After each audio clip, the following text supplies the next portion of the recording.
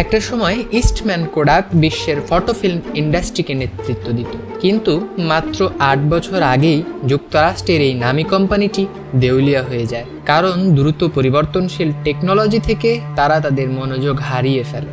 সময়ের সাথে সাথে তাল মিলিয়ে না চলাই যেন ছিল ইস্টম্যান কোডাকের পতনের মূল কারণ। কোডাক বুঝতে ব্যর্থ হয়েছিল যে স্ট্র্যাটেজি ব্যবহার করে তারা এতদিন সফলতা পেয়েছিল সেটি এখন এই বর্তমান সময়ে অকার্যকর। প্রযুক্তি এবং বাজারের ব্যবস্থার জন্য তাদের এই ব্যবসায়িক কৌশল যে ব্যাকডেটেড ছিল তারা সেটা বুঝতে পারে। কোডাক তার সমস্ত পুঁজি বিনিয়োগ করেছিল আরো অনেকগুলো ছোট ছোট কোম্পানির পেছনে, কিন্তু সেই অর্থ তারা তাদের সময়ের সাথে পরিবর্তন হওয়া ডিজিটাল ক্যামেরা ইন্ডাস্ট্রির জন্য ব্যবহার করতে পারত।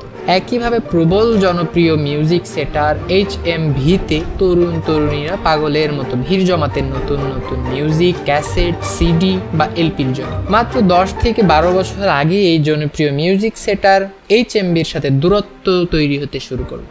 HMV-র ভাগ্য পরিবর্তনের সবচেয়ে স্পষ্ট কারণ হলো ইন্টারনেটের উত্থান।